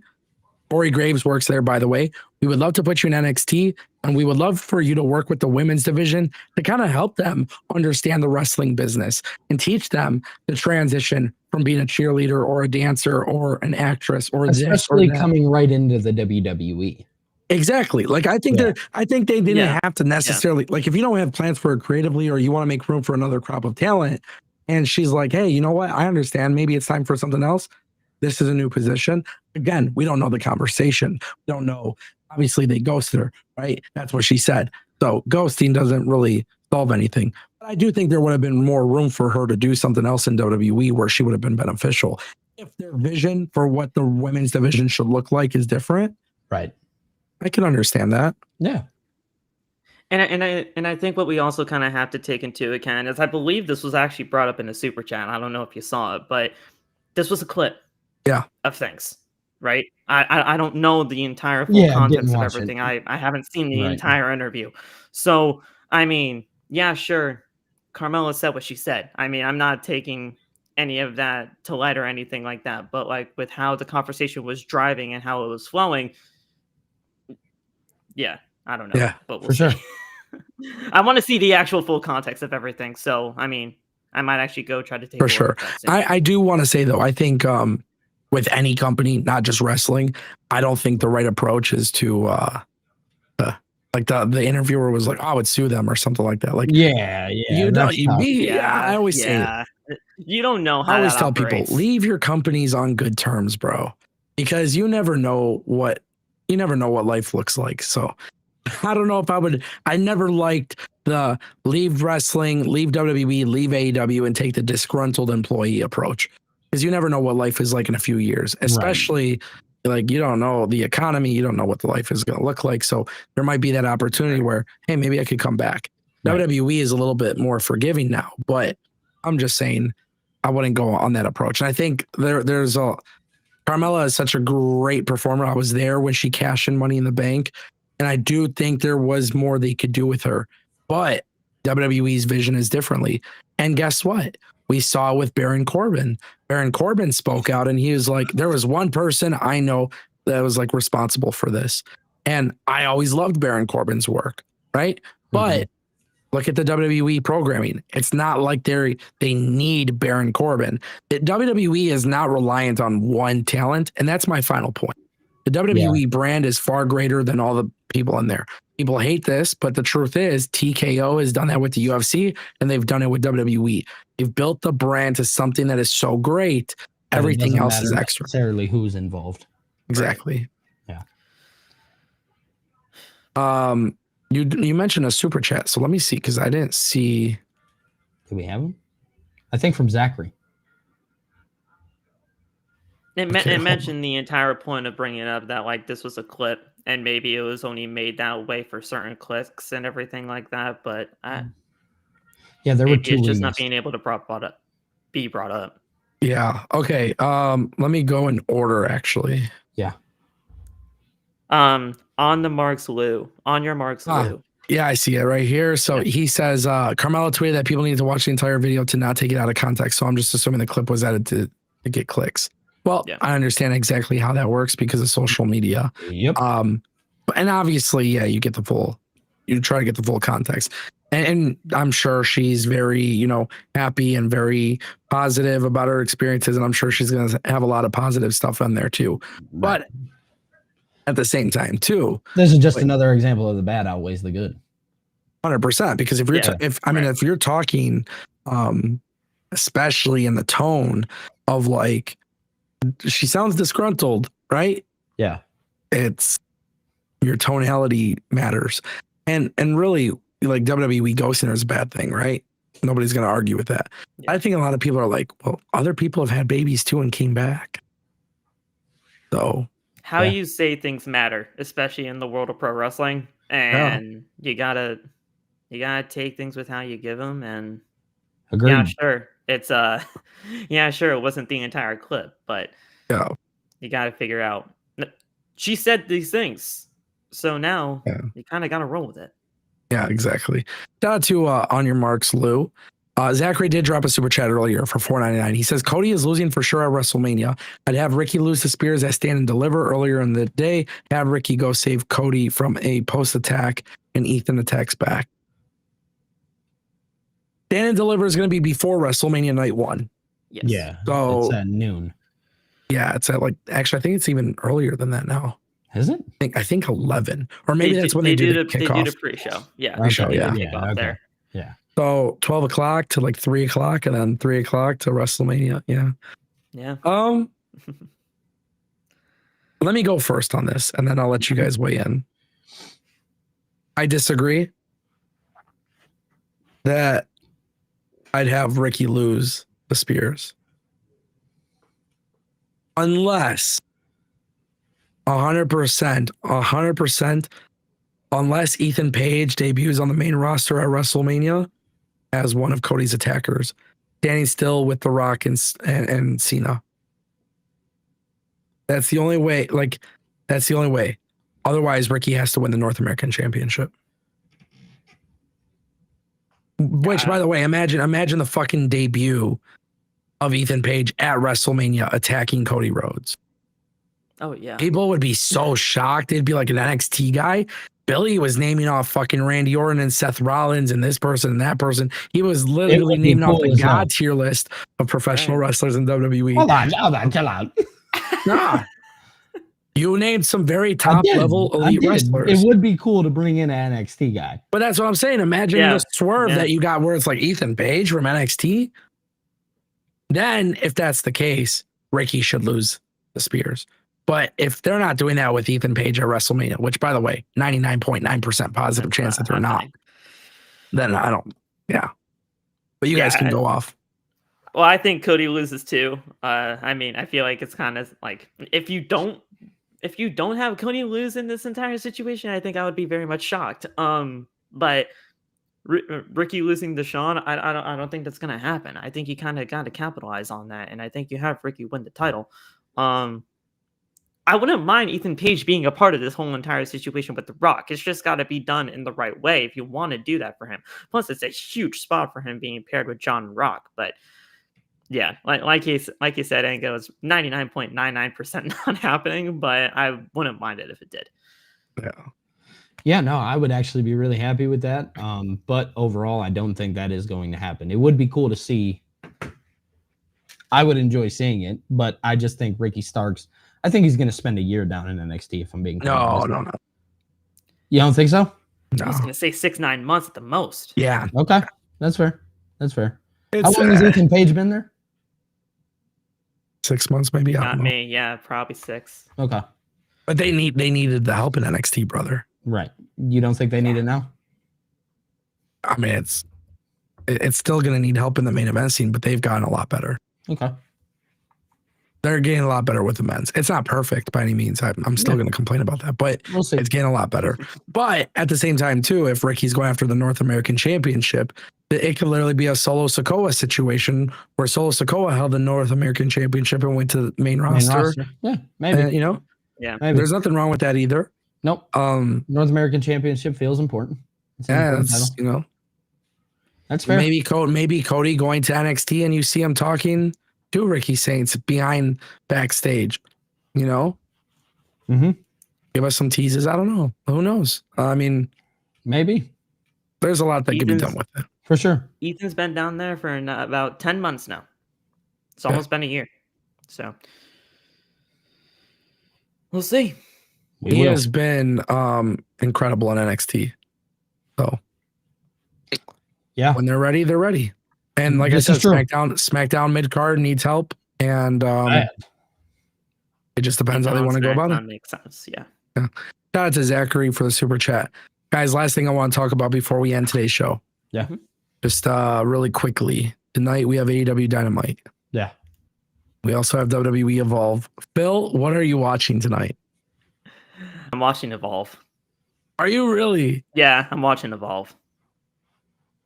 I'm All really right. looking forward to this. I think it's going to be absolutely incredible to see what this show is going to be about.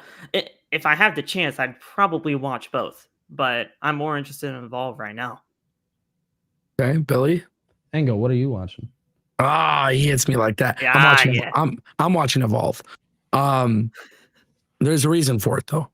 Yeah. So go ahead. one, anybody who knows my journey in the last 15 years of this bullshit, where I've been watching, like, covering wrestling, and I love it. Right. My number one thing that I always loved, and I say this all the time. I love watching people before they make it. Yes. And so before NXT, when Florida Championship Wrestling was a thing, I loved it. I was always seeking every week's, like, all the episodes online, right? Yeah. So to me personally, I have to watch Evolve. Have to. Because this to me is the new version of Florida Championship Wrestling, where they're going to go from FCW and then go to WWE, go to NXT. This is go to WWE ID, WWE NIL, and watch them on Evolve, see who's potentially a future star, and then we're going to watch in real time who becomes a star. And I love that.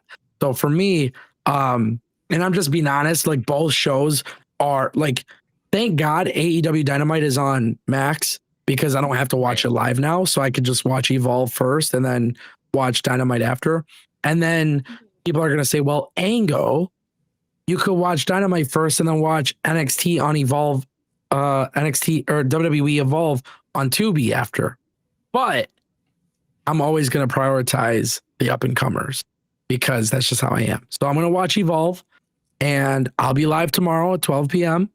and I'll be talking about the show and reviewing the show and giving my honest opinions on the show. And I will probably watch Dynamite maybe, when I get to it, whenever. I'm not really, Do we know Revolution how I'll watch. long it's going to be?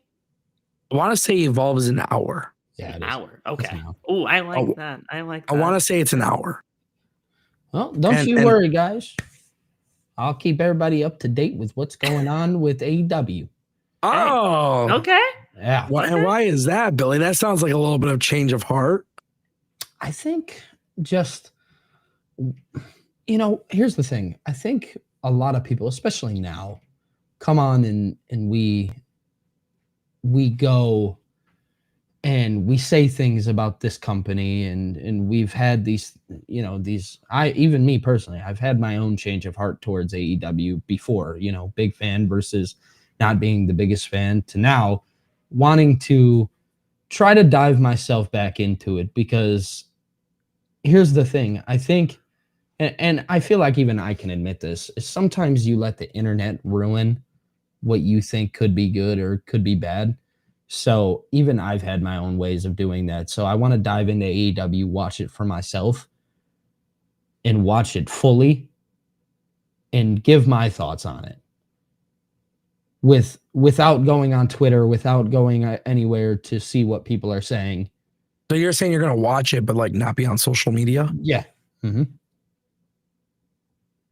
I can understand that. The problem is, Billy, I feel I like... can see. Oh, go ahead, Phil. Yeah, go ahead. I can see how people get clouded with other people's It's opinions. It's easy to be judgments clouded. based on It's easy social to be media. clouded with other people's Yeah. opinion. It's easy to allow them to. I'm not going to say manipulate a mind, because you shouldn't be manipulated by social media like that. But it's very easy to just trick your mind into being like, oh yeah, that's a problem. When really, some of these people that are saying these things are just watching clips that they see on Twitter. Of course, yeah. Right. People don't watch the shows. Yeah, I mean, I'm gonna just be straight up honest with you, Billy. Yeah. I mean, granted, I told you the reason why. Yeah. I said I like watching the up and comers. I like that kind of programming. Yeah. And for me, like that's a big thing. Like I've loved documenting that. There's a lot of guys. I remember even when, the first time I watched Braun Breaker make his debut in NXT, I was like, this guy's the next John Cena. Like him and Carmelo Hayes, they're going to be John Cena and Randy Orton in WrestleMania main events. Like that's going to happen 10 years from now. Right. So I like that because I love being exposed to new talent. And there's some people that are going to be on WWE Evolve who are guys that have come to Detroit for local indie shows that I've watched. And so for me, I want to see what that's like. Now, with that being said, Billy, I think your opinion is very fair. However, what I'm going to be very curious about is through the next few weeks, hearing your opinions on AEW, because of course I'm going to watch AEW too. Yes. When I watch AEW Dynamite, I'm telling you right now that me and you have kind of been aligning on our opinions lately. Yeah. And so that's fair. I think both of us have been very valid with our opinions. But I'm really curious. Are you doing this because AEW is starting to finally get back on track? Because the last 3 to 4 episodes have been good. Or are you doing this because you see the IWC is just negative towards AEW? Are you really trying to get, away from what the IWC says and then just forming your own opinion? Forming my own opinion, getting away from the IWC. Here's the thing. Is as a pro wrestling fan, as a wrestling fan, whatever, I want to enjoy wrestling for what it is rather than what we've known it to be. And recently, in the last, however many years, we've grown to understand that the IWC has a very, very big role on what people deem good or bad. No, it doesn't. You can say it's not that genuine. It's not genuine. Again, people base their opinions off of what others say. Whether people like to believe that or not, it is true. I'd be honest though, real talk. I think the IWC, and I genuinely believe this, I believe that these bigger companies, if they want a narrative out there, it gets pushed on the IWC. For sure. 100%. I believe that's the case. So the thing is, I would never in a million years ever let some little fucking bot animate. No. That's the thing. That's the thing. Me either. I'm not letting these. But to say that people don't allow that to happen is absurd, because they do. Just because you and I say that we don't let that happen doesn't mean that it does happen. Yeah. I'm watching Evolve. I'm watching Evolve first. After that, I want to see what the show's like. I will tune into Evolve. I'm watching Evolve. Dynamite. I'm watching Evolve, and then I'll watch Dynamite after. And obviously, I've already made this clear because I know people don't actually listen, but I am buying Revolution. Revolution does have a nice build. It is going to be a phenomenal. Did you see the deal? Yes. Yep, that's going to be coming up on my 4 p.m. video. Yep. But that's not impressive to me, and there's a reason why it's not impressive to me. Yeah, I can imagine you'll talk about that in the video, but I will talk about that in my video. But spoiler alert, I've talked about Amazon Prime and AEW having something. The reason why that's happening is because content that's on Max could be viewed on Prime. A lot of people don't know this, but you don't have to buy every single streaming app. You can actually just pay for the subscription, and then it integrates with Prime Video. So, yeah, we'll talk about it in my video. But It's not something I didn't see coming. I know it's been in the works, and I've talked about it before on the channel. That's why I kind of didn't really bring it up today. Do we know about the pricing yet? So the problem is there's no pricing change. Yeah, okay, that's what I thought. I honestly, I don't give a shit about AEW pay-per-view distribution until it's on Max. True. So until that happens, I don't care. It could be on pay-per-view.com, Triller, Prime. That shit don't really matter. They do need to drop the price. That's a fair thing. They do need to drop the price. Drop the price, put it on Max, and whatever. Either way, I'm buying it, and I just buy it from my cable provider or whatever, you know. Yeah. But for me personally, like the way I'm looking at it is Revolution has a great build. And I give them props. I think Tony Khan has done a relatively nice job building up Revolution. The problem is I just don't have any faith in the guy and the company afterwards. So we'll see if that changes. And Billy, good luck to you watching Dynamite. I'll text you about Evolve. I'm sure you'll text me about Dynamite. Yep. And Phil, I can't believe you're watching Evolve as well. But it should be fun. Firstly, I like what you said when it comes down to your opinion on why you're watching Evolve over Dynamite, because you like to see the, no pun intended, the evolution of superstars from the very beginning to what they could be in the future. I mean, that's really kind of what brought me. Now I know NXT Black and Gold kind of turned into like this big indie type deal where like every single independent like big name was there, but seeing somebody from the ground up get to where they could be is very intriguing to me too, and that's probably one of the main reasons why I like that. And I want to, I know you're trying to end the show, but I want to see what you guys think about this, because now we have Evolve to NXT to the main roster.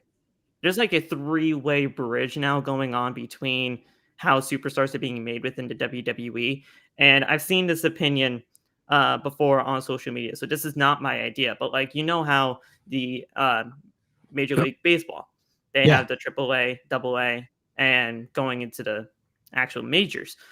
How do you feel about that? Do you think it's like kind of like in that kind of form to like where they're trying to make it happen like that so that they can see the evolution of these superstars to get them the way I look at NXT as the G League for the NBA, right? I look at this as this is the G League for WWE, which means if anybody actually watches the G League, there are some great performers and there's some great basketball players. There's some great defense. There's some great shooting, but it's not on the same level. That's how I view NXT. NXT might even be a little bit more than the G League just because of the fact that like at this point, Julia, Stephanie, whatever. But one thing I will say is this, and this is probably the biggest reason why, if anybody who knows me, if you truly know me, if you guys watch my videos, if you guys have been subscribed for fucking 4 or 5 years, then you know damn well what I'm about to say is the truth. There was a lot of people, Billy included. I got scolded for loving NXT 2.0. And I got scolded for hating Black and Gold 2019, 2020 NXT. I got scolded for this because I didn't give a fuck about who was the big signing. NXT to me was always, we take the lesser known person, give them different characters to try out, and then see how far we could push them in the WWE ranks. That was why I loved NXT 2012, 2013, 2014. NXT 2.0 went back to that. And now NXT today is a hybrid between that and the Black and Gold NXT that we got in 2020. They didn't sign every massive indie name, but they signed a few big ones. Yeah. So it's a hybrid. That's why I love NXT, because they took the best of both worlds for me. I grew up on the principle of NXT taking fucking Leo Kruger and then changing him to Adam Rose, and to see Adam Rose get extremely over. Oh, Vince McMahon puts him on TV. He's a fucking jobber. So to me, I loved that. I loved watching Liaki become Roman Reigns. I loved it. And then it was so cool because I grew up obviously on ROH and TNA when I see Kevin Owens join the company and he comes in, that's your big signing. And then you start doing some cool stuff, but it doesn't become infiltrated by only big indie names. So it was okay back at that time. You brought in Finn, you brought in Sammy, you brought in Owens, you brought in Samoa Joe, you brought in Hideo Itami. I was okay with that. because you still had all these other guys. I remember watching Corey Graves wrestle. I remember watching Jake Carter wrestle. Jake Carter, people, do you guys know who Jake Carter is? Yeah. Who is Jake Carter? You tell me right now. Phil. That's two fucking liars. No, I'm a lie. Jake Carter? I'm a lie. Jake Carter. Oh God, maybe you're right. He looked like the Miz. He looked like the Miz, like physically, like he looked like the Miz. I looked at this guy, and I just remember watching him. And I was like, I don't know. I don't really think he's gonna be anything good. Whatever. And then I remember, like that's what I'm saying, bro. It was fucking different. It was in NXT. When I tell you guys, how much I was so invested in seeing these random fucking faces. By the way, who was another one? Angelo Dawkins. A lot of people didn't know Angelo Dawkins' first gimmicks. A lot of people don't remember when Angelo Dawkins fucking sucked in WWE. I do. So when I see Angelo Dawkins and Montez Ford become one of the fucking coolest tag teams, who gets excited? Me, because I was watching it. I was so hardcore into it. So that's why I have to watch Evolve, because I want to see, okay, they got Marcus Mathers, they got Zeta Steel. Okay, let's see their journey from the beginning. You know, I seen them in GCW. I seen them in the Indies. Let me see what they do in the beginning stages of WWE before they get that massive contract. Now let me see how they get to NXT. So that's why I'm going to choose Evolve every day. It's fair. We did get another super chat. Yeah, I peeped. On your marks, Lou, coming through again, $10 USD. I feel like AEW TV has been so bad for so long that now that it's better, it's being looked at as being good when it's really just better. And it is better for sure. 100%. This is the reason why I don't really give a fuck that Billy wants to watch it tonight. Sorry, bud. It's getting better for sure, but as long as I'm going to enjoy the show. Consistency I'm going to matters enjoy the for show. me. Call me what you want. Yeah, no, If you guys, I'm me. gonna say it right here. If anybody at the live chat, if you guys want to come tune in, I'll be live tonight over on my channel after Dynamite. Okay. Wow. Okay. I'll tune into that. If anybody wants to come hang out, yeah, yeah, I'll be in chat. I'd rather watch Billy talk about AEW Dynamite versus watching AEW Dynamite. That's crazy. Oh, I'll be in chat for sure, because I want to see what it is, and then we'll go with everything. So yeah, I do agree though. I do agree. Consistency matters. It does 100%. Guys, why was I starting to get disconnected a little bit from NXT for a little bit? I'm like, damn, their main event scene for the men is not enough. Yeah, it's what we talked about. We've had this conversation. Hey, Billy, what was the disconnect for the last few weeks going into Elimination Chamber? I just don't feel like it's been that exciting. To me, it felt filler. Yeah. Oh, WWE woke me up. Okay, got to get back into watching it because these little things fucking matter. Well, this is the go-home show to Revolution, so we're going to see what they're going to do.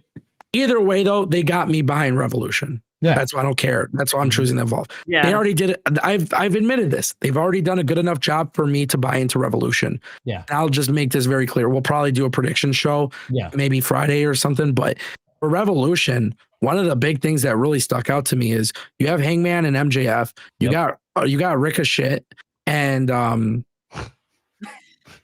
Yep. I just had a brain fart now that I said Ricochet. Yeah, you were very loud about that. It's Ricky and Swerve. Ricochet and Swerve. You know, I'm not really interested in Tony and Mariah, to be honest. We just got that at Grand Slam. But I'm like, and don't hate me, but I don't really care about Momo versus Mercedes either. Like, there's certain things that aren't great, but there's a lot of other good stuff on this card. And of course, Big Boom AJ. Boom, boom, boom, Five big booms. Boom. 5 big booms. So, I hope the Rizzler's okay, because apparently he got hurt the last time he appeared. So we need the Rizzler, we need Big Justice, we need Big AJ. One thing I will say though, before we end the stream, you know what I will watch though this weekend? What's that? I will watch Collision because I fucking love Gabe Kidd and I love Mark Briscoe and I want to see how they follow up with that. So I'm just gonna to end the stream. Yeah, when Gabe Kidd to end the stream, Ango, I want to leave you with some exciting news personally. Hey, really quick, shout out to On Your Marks, Lou, for the super chat. Billy, the floor is yours. We have some good news here in Michigan. We do. Yeah, next week's gonna be 60 degrees. Oh my God. You're kidding. Hold on. I'm pulling Good this for shit you up, bro. 60 degrees next Good for Tuesday. you It's guys. 53 right now. What the fuck am I doing here? Yeah, that's what I'm saying. Ango's got us locked up in here. We're on live talking to over here. everybody. It's 53 outside. Oh, I'm excited. I'm geeked. Ah, Yep. Thought I'd leave Ah. you with some good news. good for See how you happy guys. I am. Good for you guys. I got rain coming in later. It's today raining over and here, tomorrow, too. Yeah, it's so raining here. fantastic. But Yeah. It's 53 and rainy. you guys brought it to me. That was a great stream, fellas. You guys brought it Yes. to me. Great Congratulations. stream. Shout out to Phil. Shout out to Billy. Make sure you guys follow them everywhere. And yeah, we're gonna call it a stream. Yup. Thank you, fellas.